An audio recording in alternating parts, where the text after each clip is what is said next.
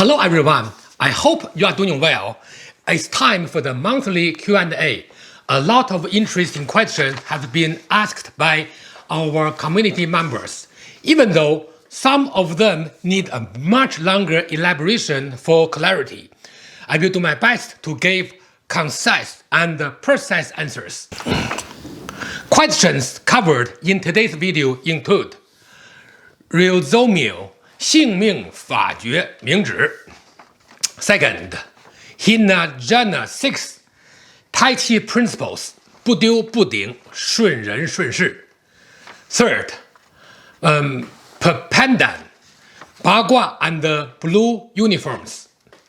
Fourth, One Direction, fist shapes in Xing and Tai Chi. Question number 5, Mariano D, Taoism. Question number 6, Frederic Godin, scientific research in martial art health benefits and hand position for spear versus staff practice in Xing. Question number 7, FREDTalk, Xiu Dao and Qi Jing Ba Mai. Question number 8 from Stephen Ambrosich, Da Dan versus Jin Dan. Question number 9, Juice LosAngeles, Tai Chi coined, one day missed size 10-day spike. Question number 10 from Immortal Warrior. First, single whip applications. Second, breathing and vocalization. Question 11 from Xing 1, Xiu Dao concept, fire and timing. Question number 12 from Edmilson Lee. First, origin of Kung Fu salute. Second, Chen Tai Chi practice order. Third, balance between external and internal martial arts. Fourth, modern Tai Chi routines. Fifth, correct Zhan Zhuang. And sixth, Drunken boxing. Question number 13, physical effort in Tai Chi movements. So let's get started. Rhizomio asks, may you give a commentary on 性命法诀明旨 or the secret of cultivating essential nature and eternal life? That is a very good question. Thank you, Rhizomio. 性命法诀明旨 is a great Xiu Dao book written by Zhao Bi Chen from 1860 to 1942 from Beijing. He was the 11th generation of the Dragon Gate Taoist school and the founder of Qianfeng Xiantian Pai or Qianfeng Primordial School around 1933. This book systematically introduced the 16 steps of Xiu Dao practice. More interestingly, this book used a lot of modern medical terms to explain traditional practice. Due to the comparatively modern approach in writing, this book became very popular soon after publication. I have a copy of this book. Okay, I believe that this is a good book for beginner since the structure of this book is very well organized. Furthermore, the author used contemporary medical terms and knowledge to explain the human body, which was a novel concept back then. My only critique to this book is that this book overemphasizes post-mortal practice or the physical experiences instead of the energy and the spiritual aspect compared to the traditional way of Xiu Dao documents. I have heard that this book has been translated to different languages. I recommend you to read it if you get the chance. Okay, Jhana 6 asks, Dear Haiyang Lao Shi, could you please explain 2 Chen Tai Chi principles in English in the Q&A section? 不丢不顶, 顺人顺事. Many thanks, best regard, Thomas Cizabo. Well, I believe that I have explained the first part of this proverb in my prior video titled Decoding Martial Proverbs, number 5. Link is in the description. This part was written by Wang Zongyue in his article 打手歌 or push hand poem about 400 years ago. It tells us that in push hand practice, one should not use 丢 and 顶. Simply speaking, 丢 is the situation of over-yielding, or in Tai Chi push hand practice, one does not keep his hand on the opponent's arms. 顶 is the situation of force against force. The second part, 顺人顺事, or following others, implies you should follow the situation created by your opponent and use it to your advantage in push hand as well as applications. It is a general principle of Tai Chi practice and should be the guiding principle for Tai Chi practitioners. Hope that answers your question, Thomas. Let's look at the next question. Pepadan asks, I was wondering for a while, but many people wear navy blue when practicing Bagua. It is more than just a coincidence, I think. Do you think there is a reason for this?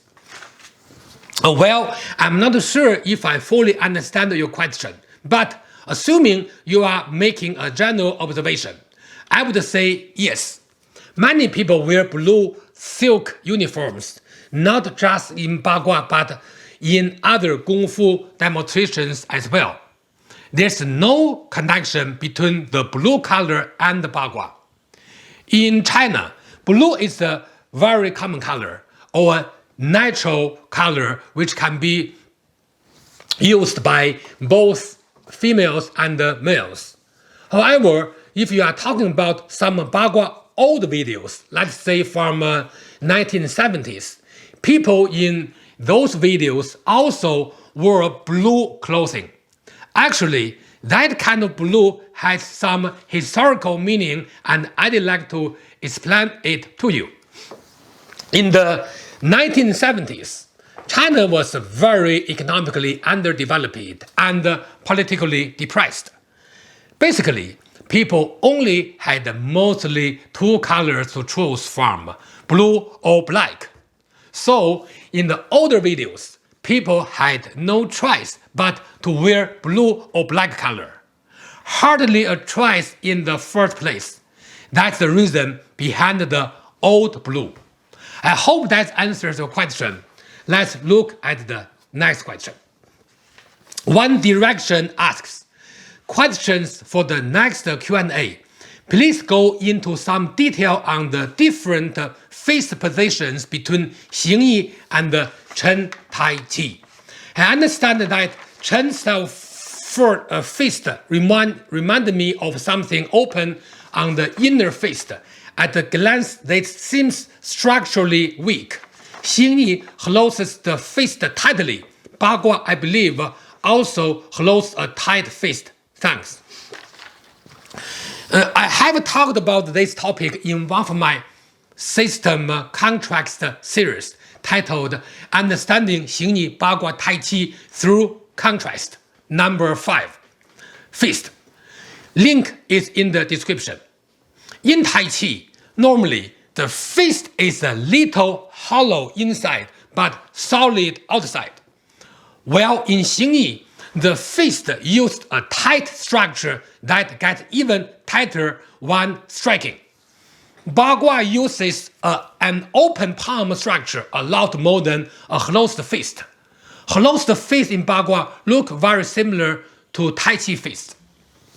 However, please keep in mind that your fist should become solid, both inside and outside, on reaching the opponent's body, no matter what style. Any martial art movement needs to be solid for effective force release and avoidance of injuries. Hope that answers the question one direction. Let's look at the next question. Mariano D asks, Master Yang, can you please do a video in the future about the Taoism? I read a lot about Buddhism, but now I practice Tai Chi Chuan and Xing Chuan, and I'm a bit interested in Taoism philosophy, his fundamentals, his practice, what they think about reenactment or incarnation. What about the soul and the self? Thank you, Master. Thank you for the question, Mariano. I have a Xiu Dao video series on my channel. Those videos systematically introduce key topics about Taoism and Taoist practice. I will keep hosting videos related to Taoism in the future. I suggest you watch all of them, and I'm sure they will help you understand this topic at a deeper level. Having said that, let me answer your specific question about reincarnation. Originally, religious Taoism did not talk about reincarnation at all. However, after Buddhism was introduced to China, reincarnation became a part of religious Taoist belief. Secondly, most of the Taoist concept, theory, and practice are based on philosophical Taoism and not at all on religious Taoism. So, reincarnation is not and never was a part of philosophical Taoism. I hope that answers the question. Let's move on to the next one. Frederic Godin, an ex-student of mine, asks two questions that I will answer one by one. The first, are you aware if there are currently people who study health benefits associated with martial art from a scientific approach? I think there would be a lot to gain to formally document this, and that could represent a wonderful promotional device for Chinese martial arts. Frederic, thank you for this question. Yes, for the past half a century, many universities, hospitals, and research centers in China have published high-quality scientific research papers regarding the health benefit of martial art training. I read some of them many years ago, and I have to say that based on my knowledge that many of those papers are very well written and conform to the scientific method. If you are interested, I can recommend some of them to you. Second, he asks, I have tried to look up a bit of Xing staff practice by other people, and a lot seem to use the strong hand in front during staff practice, in opposition to spear practice, where the strong hand is in the back. I was curious if this is typical or if it is more common to hold the staff on the same side with the same hand than a spear, given that of course it is possible to switch hand during the movements. Frederic, thank you for sharing your observation and experience with us. I have to say that in both staff and spear practice, the back hand has to be as powerful as the front hand. The only difference is in the hand structure is that the front hand is more flexible while the back hand uses a more solid structure along with the more solid force. The key point in both spear and staff practice is the coordination between both hands for force release. The goal is to release your force through your weapon, which requires a higher level of mastery of the practice. Again, coordination is key, not hand strength. I hope my answers are clear. Let's look at the next question. FREDTalk asks, to what extent does one focus on the Qi Jing Ba Mai when doing Xiu Dao. I recently finished 3 volumes on these meridians for acupuncture treatment, and in one of them, the author was taking about Nei Jing practice using the 8 QGBM. When you talk about refining the 3 treasures from Jing to Shen, it feels very in line with the purpose of the 8 QJBM in nourishing and materializing prenatal destiny, rising from lower to up dantians. Whoa. Well, it is an interesting question. Thank you, FREDTalk. First of all, let me introduce a bit of background information about Qi Jing Ba Mai, or 8 extraordinary meridians. Is used in both traditional Chinese medicine and Xiu Dao. Originally, Qi Jing Ba Mai, or QGBM, there are mainly 2 meridian systems used in TCM. One is the 12 principal meridian system, and the other is the 8 extraordinary meridian system. In the 12 principal meridian system, each of the 12 channels is related to one organ. The 8 extraordinary meridian system does not share the same characteristic. Their function is to strengthen the energy connection of the 12 principal meridians, adjust the energy levels in the entire body, and directly related to other functions such as those of the brain. It is a very important content in acupuncture. In Xiu Dao practice, practitioners mainly focus on the 8 extraordinary meridian system instead of the 12 principal meridian system. However, I recommend you not overemphasize on the meridians in Xiu Dao practice. Instead, you should focus on the energy refinement process. Energy is the key, not the channel. Again, this was just a brief introduction. It is a deep topic and requires at least 1 full video for explanation. I plan to work on it in the near future, but hope that suffices for now. Let's look at the next question. Stephen Ambrosich says, I appreciate your expressed perspective pertaining to maintaining a quality of life while sustaining a longevity of life. I'm to be 70 next month, and this theme has a significant personal relevance. I'm soon to enter a new decade of personal training and self-cultivation. In this presentation, you introduced the term 大丹 as great elixir. A question then for the upcoming Q&A presentation is, what are the parallels and subtle distinctions between the focused intentionality of Da Dan practice and that of Jin Dan practice as golden elixir? Thank you, Stephen. Very good question indeed.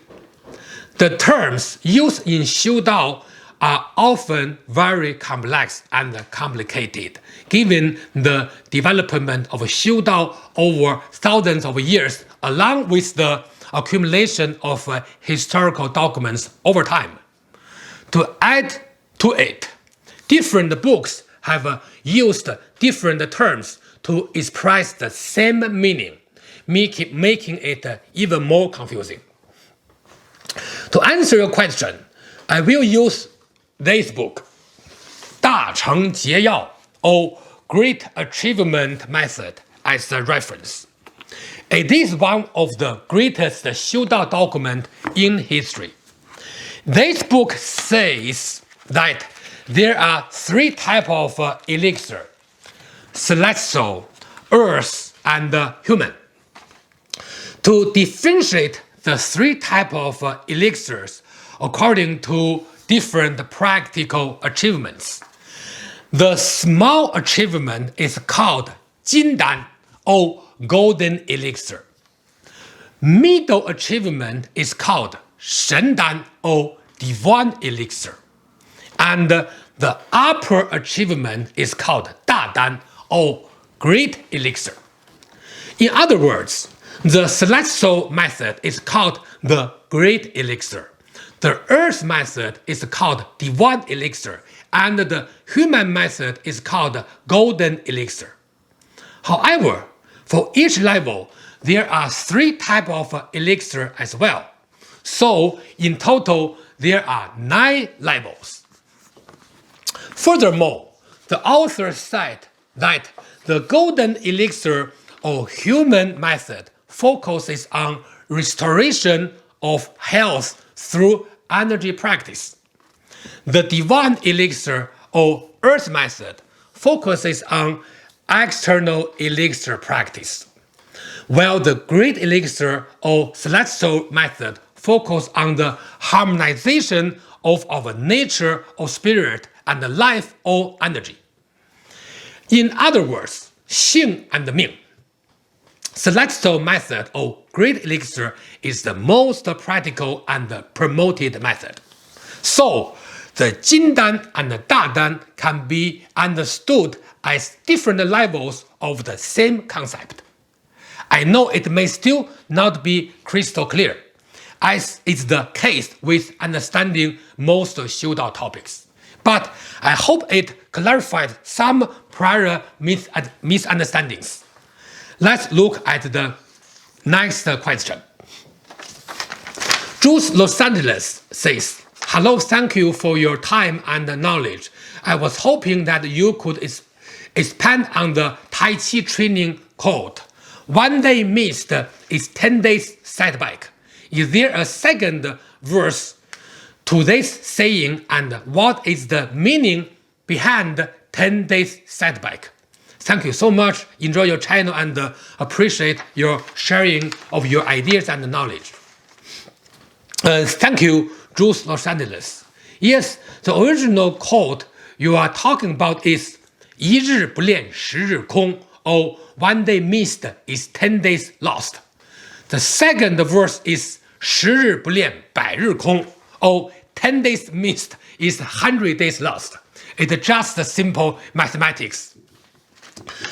When I was a child, my grandfather always reminded me of these sentences. Basically, this is just a punchline meant to serve as a strong reminder for consistent practice. Hope that answers the question. Let's look at the next question. Immortal Warrior says, Yang Shifu, can you please explain the traditional and various applications of a single whip from Chen Tai Chi Chuan to Yang Tai Chi? Please show demos too. Well, since we are still required to observe social distance in Montreal, even though a few students do visit me, we maintain a safe distance, so I cannot show applications at this time. Application without a partner is just like showering with your clothes on. It's just weird. At the same time, I would like to focus on explaining concepts and principles for the time being. In comparison, applications are secondary to principles, and honestly, not really a big deal. I will show them sometime in the future. Let's move on to the next question. Immortal Warrior says, Yang Shifu, Canada is lucky to have you here teaching. You are truly a great master of your generation. I know you made the video on Heng Ha Er Qi, but I would like you to explain more the nose issued with your mouth during Fa Jin in your Xing movements. The coordination between the nose made when breathing out the body movements and the stepping, which altogether makes very powerful Fa Jin. Thank you, Immortal Warrior, for this question. In case you haven't already, please refer to my video titled Internal Style Concept 14, 发声. Link is in the description. Anyway, to give you a quick summary, I prefer to exhale only through the nose. This will help you generate a much more powerful 发劲. And another key point is that the breathing should follow the physical movement, not the other way around. If you get these two aspects, that will be enough no matter what level. Okay, let's look at the next question.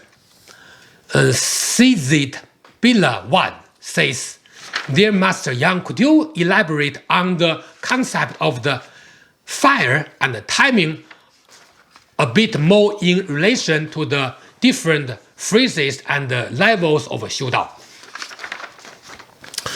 Sure, let me explain this a little further here. Fire implies the strength of the mind, and the timing implies our reaction to any change in energy. Different changes in energy at different times require different ways of practice, which involves variations in the level of fire. So you should raise the level of fire when you want to refine the energy. Similarly, you should lower the level of the fire when you want to maintain the energy. It also has relation with external factors, such as the shape of the moon and so on. This is a much more advanced topic, which will be introduced in the future. I can only give a brief answer at this moment in the interest of the simplicity. This will be worth of exploration in a future video. Hope that answers the question for now.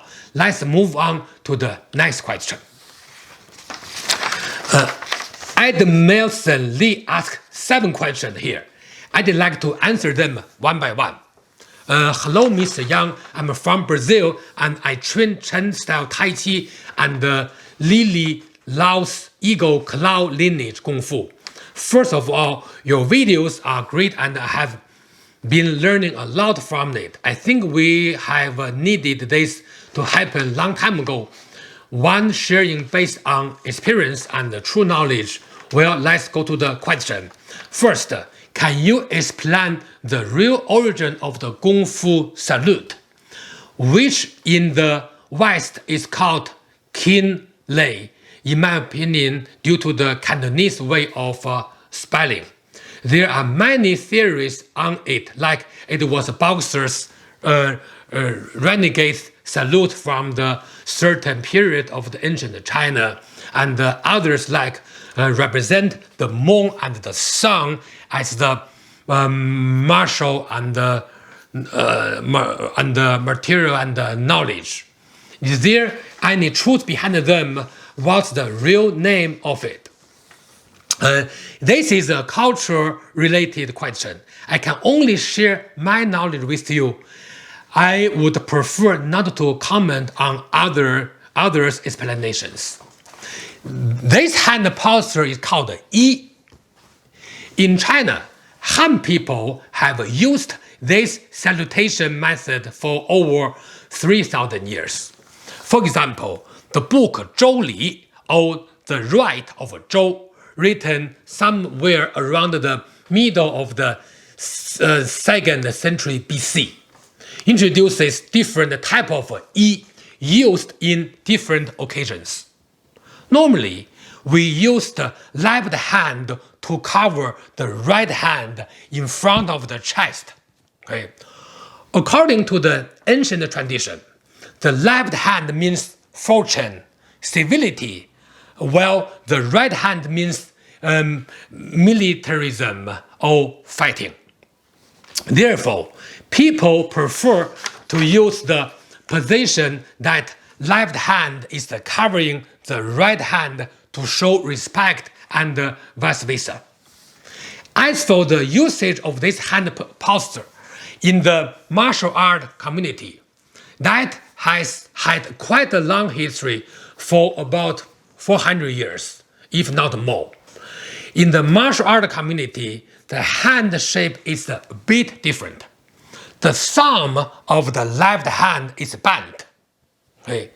Bending the left thumb signifies humility. Each finger of the left hand represents virtue, intelligence, physical strength, and aesthetics. The four fingers and the bent thumb of the left hand covering the right hand signifies controlling violence with virtue, intelligence, strength, aesthetics, and humility. Another explanation of this hand posture is that the left hand represents 4 oceans and the right hand means 5 lakes. In total, it means that martial art practitioners should remain united. Of course, there are many other explanations, but hope these suffice. By the way, I do not use this salutation method. However, I don't mind if anyone uses it. Those who know me in person are aware that I have never saluted anyone with this method, since I believe it is not necessary to use such historical method in modern times. But that's just me. You do you. Now let's move on to the next question. Second, about the Chen style Tai Chi practice. To me, it's almost impossible to start training and do some calisthenic movements like jumping and stretching like they do in modern wushu. With that said, what's your take on how one should practice daily? Like I'm not on my search, but my background on martial art goes back the 2000s. Summarizing, what's the correct order in your opinion? Warm up, stretching, Zhan Zhuang, silk reeling, and the form itself. Well, jumping and excessive stretching as in modern wushu are not necessary unless you want to become a professional Tai Chi athlete. On the contrary, those movements are dangerous since they can cause physical damage to your body. For daily practice, I recommend the following order: warm up, stretching, not excessive, and as in wushu, a silk reeling exercise, form, push hand, then applications. If you prefer, feel free to add some stance training in between any 2 sections to relax. Hope that answers this question. Let's look at the next question. Third, I have a theory and I apply it based on yin and yang theory. I believe one should practice one external martial art and one internal, like I do, because the 2 of them could fit into the yin internal art and the yang external art, and by that be in full harmony. What's your thought on that?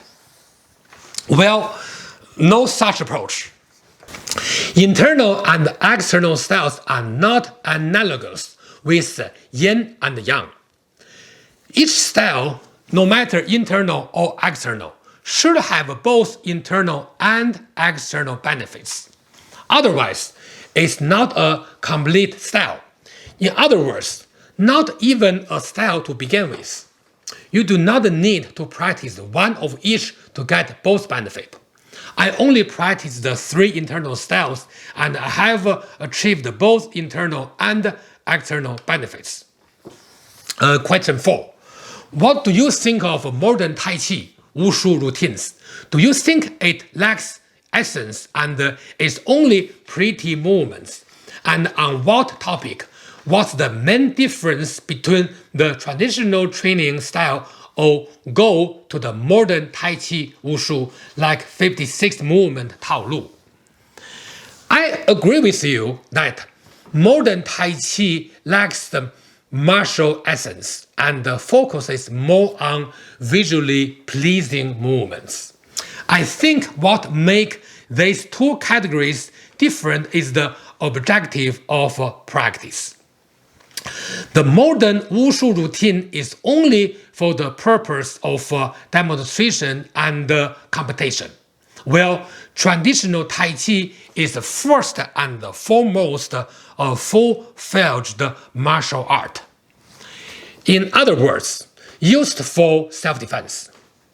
Of course, you can also practice Tai Chi with the sole purpose of keeping good health, but that is not the original purpose. In the end, it depends on your personal objectives. Question 5. Talking about Zhan Zhuang, can you show the correct way to do it based on your experience? Because many practitioners and masters on YouTube, as in real life, shows different ways of doing it. Arms in the round shape and the shoulder level. Others place their arms close to their bodies. Others use lower Ma Bu stance, etc. Well, Zhan Zhuang is a big topic. I have a video titled Stance, Internal Style Concept number 7. Link is in the description. In general, I prefer to use a natural stance to practice Zhan Zhuang. Normally, the low heart stance is not used in any internal style practice. Hope that answers this question. Let's look at the next question. Question number 6. Could you consider the drunken aspect of the 醉拳, drunken boxing, an internal power or essence, Jin of the art? Since I believe the difference between the external and the internal arts is only the object of the training. The external works harder on body strengthening, aiming to achieve internal changes on an individual. And the internal does the other way around. What's your take? Well, first of all, I do not have any experience in drunken boxing, so I'm not qualified to comment on it. However, no matter internal or external styles, both categories of practice focus on body strengthening. It is very important for any martial artist to have a strong body to ensure strong power release. Of course, at higher levels, practitioners can shift their focus on techniques and skills, but regardless, physical strength is always a prerequisite. Question 7. Lastly, is there any physical effort on Tai Chi movement, especially in Fajin ones? What's the meaning of the first the mind, then the body follows? Should I imagine or visualize the movement I did do next and then actually do it? I would recommend you watch my Tai Chi video titled Tai Chi and its 8 Gaze Forces. Link is in the description. Simply put, mind and body coordination is the key. Intention should lead the movement, but sometimes movement occurs subconsciously as the reflex to an incoming attack. Hope I answered all your questions, Edmilson. That brings us to the end of this month's Q&A video. Thank you all for asking many interesting questions, and I hope my answers shed light on them. Thank you for watching. See you next time and enjoy your practice.